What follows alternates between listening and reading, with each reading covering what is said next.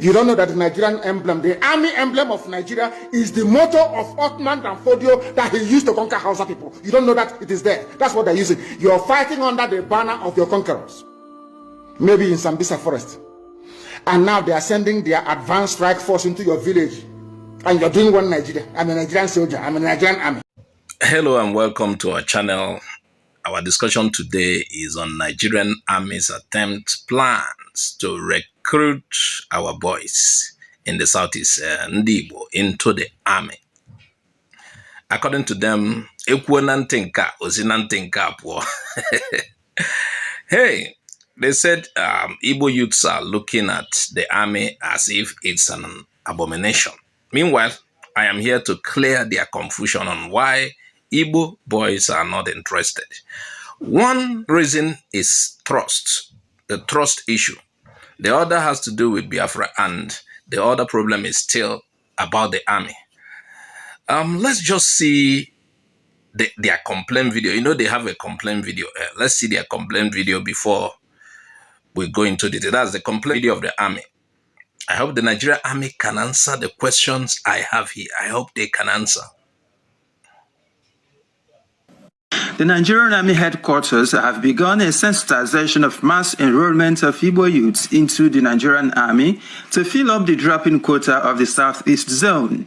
Today in Enugu, Army delegates are interfacing with local government chairmen, traditional rulers, a town union president, and leadership of the student union, echoing the importance and motivating Igbo youths to join the Nigerian Army, noting that withdrawal of Igbo youth from joining the army en masse could affect the collective interest of the zone. The last quarter of last year, Enugu State had a slot of about 200 persons, but they were able to fill up to 100. A lot of young men that really want to join the army, but for some of these sentiments being bandied around, some of them lack encouragement from the local government councils. We have come to get the buy-in of the grassroots politicians, our royal fathers, to help us to raise these numbers so that Enugu State can fill up their slots. Stakeholders in their respective speech applauded the initiative and accepted to carry the message home, while urging the army to address fears of marginalization of the zone. The army, as one of the topmost organs of the government, wants us to participate. Let's go change. Let's go do some fundamental touch about Igbo's intersection.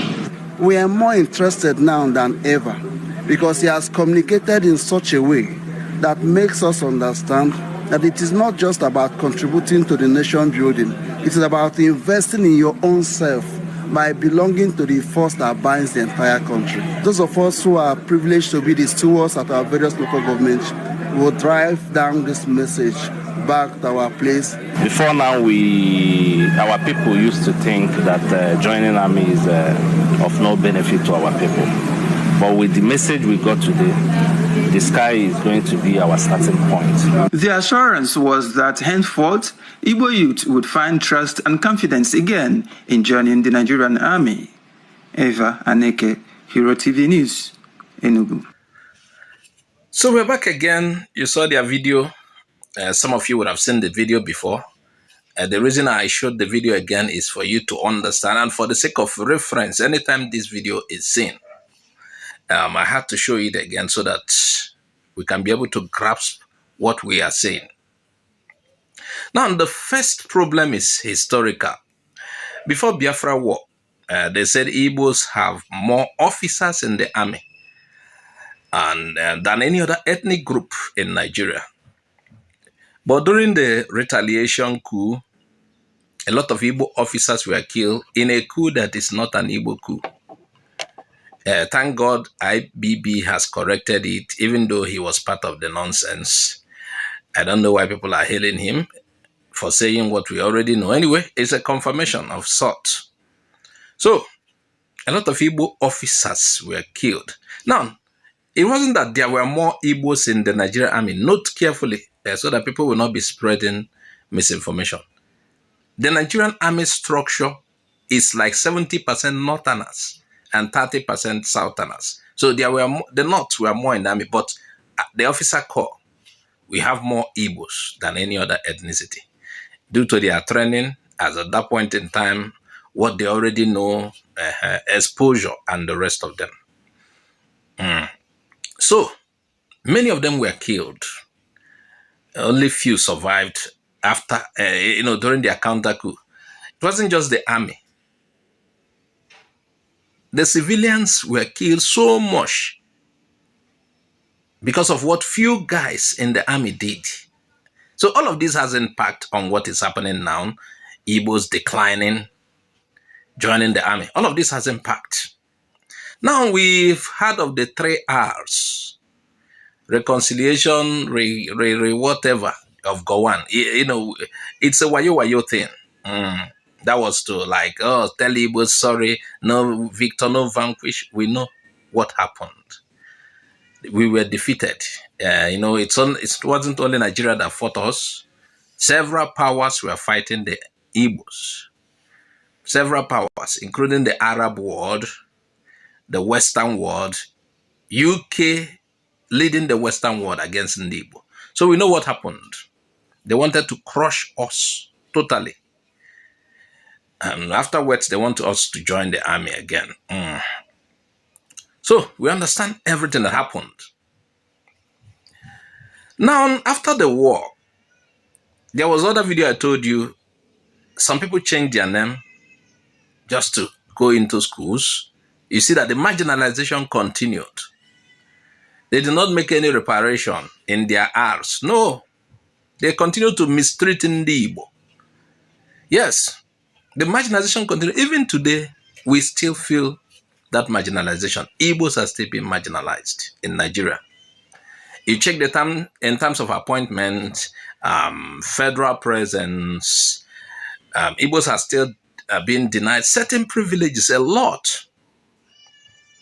Because there's a way they made Nigeria for Igbo man to be president is hard. So they were ruling, they will rule, they give to themselves. They will rule, they will give to the other person will rule. They are doing turns minus Igbo. And there is no federal presence in the East. The only thing we get from Nigeria is allocation that is due us. And some of our even internally generated revenue, if you don't get our allocation and the federal presence is out of our place, we can still survive. So I don't see how they are helping on the Igbo. Igbos then, with time, Igbos develop means of survival in a nation that hates them. For many Igbos, we are better alone, left alone, and we are already being sidelined in many things. Now, so marginalization of Igbo is still massively being felt today. So all of these things are not corrected, and they are wanting Igbos to go into the army where it involves sacrifice. That is where they need the Igbos. Yes, they are crying Igbos did not, there were like 150 or 200 slots and it was only 50 people. Well, it's up to those who wants to join the army. I'm not trying to discourage anybody from joining the army or encourage anybody. I will not encourage, I will not discourage, but we have to settle certain things. I'm trying to tell you why there is a decline. So Nigeria continues to hurt the Igbo people. You see a decline in the joining the army. It started, it continued, and it is more visible now. Wait till Igbo boycott everything. The problem is not just about the army, but the army is part of the problem. And the government of Nigeria is part of the problem. Igbos were not properly integrated. Now, another factor is IPOB. Remember, the resurgence, the clamor for Biafra started again. Recently, with Wazirike and, now headed by IPOB, Nnamdi Kanu's IPOB. Yes, we saw the Brigadier General from Nigeria, who is an Igbo. I don't know whether he was used to convince the Igbo, I don't know, on the need to apply. According to him, because the region is losing out opportunities due to poor application rates.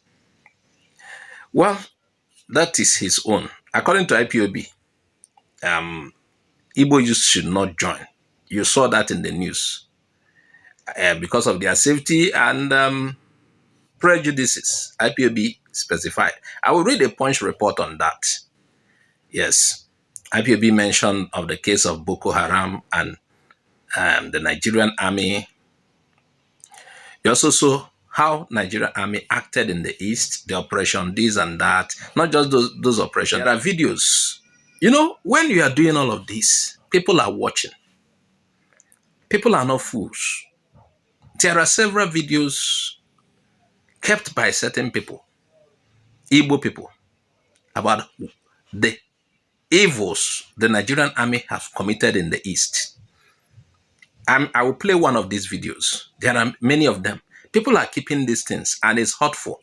These things are in their mind and they might pass it to others, including the next generation. As if, you know, to them, to some, as if whenever they talk about Igbo land, operation in Igbo land, the army becomes stronger and zealous. There's a video I saw. I saw soldiers, oh, let's go to East. They were planning to go to East for an operation. Let's go and deal with them. As if the structure is to annihilate Igbo. So there are a lot of things Nigerian Army will have to correct. Other reasons they gave why they are telling Igbo youths not to join the Nigerian Army. Now, as you can see on the screen, that is a recent newspaper report, The Punch. The indigenous people of Biafra has urged youths in the southeast to avoid joining the Nigerian Army, warning that doing so may expose them to the dangers of Boko Haram and other terrorist groups. Instead, IPOB is encouraging young people in the region to return home and take up farming, arguing that the Nigerian state has consistently treated soldiers from various ethnic groups, especially the Igbo, unfairly. In a statement by spokesperson Emma Powerful, the separatist group reiterated its long-standing caution against joining the military, claiming that the Igbo recruits are often sent into deadly conflict zone in the north due to what it described as ethnic prejudices within the army. The global family of IPOB once again urges the Biafran youths to stay clear of the ongoing Nigerian Army recruitment. The statement read, before you consider enlisting, ask yourself what happened to those who joined a few years ago. Many have fallen victim to Boko Haram and other terrorist groups operating in the north. The group cited viral videos and reports showing Nigerian soldiers on the front lines decrying poor treatment, ranging from inadequate allowances and supplies to lack of improper medical care and equipment. According to IPOB, these soldiers are being used as pawns in covert arrangements between Nigerian politicians and their Western allies. We have evidences of military barracks and police stations in the north being overtaken by terrorists. The statement continued. Meanwhile, the same government rewards the killers of these unsuspecting soldiers with cash, jobs, and scholarships under the pretense of them being repentant terrorists, eventually recruiting them into the same security forces. This is from IPOB. I'm reading from Punch newspaper. You saw the date, it's clear. You can go and check it out. It is not our write-up. Now, I will read further. He said, no Biafran youth should allow themselves to become a tool in the hands of the federal government, ECOWAS, or Western imperialists to be used against the people of the Sahel. Powerful said, that's Emma Powerful. Any Igbo youth who enlist in the Nigerian Army is writing their name in sorrow. You will either be sacrificed to terrorists, killed by the state, or used as cannon fodder in proxy wars. So IPOB is telling them to take up farming. He went further. He said, just imagine what awaits you as an Igbo soldier. Your successes will be seen as a threat to the Nigerian state. Your fight against insurgents will be misrepresented as a war against the North, the statement said. So there are several other things IPOB said. So I think the Nigerian Army should look for how to redress this. Perhaps the people of the area will be convinced. A lot of things, not just the Nigerian Army, the government of Nigeria, perhaps a lot of things, there are points I stated earlier. Nigerian government and army should look at this and maybe make amends. Perhaps things will be right. What do you think, viewers? Add your comment on the comment section. I'm Azuka Oji. I say bye-bye for now.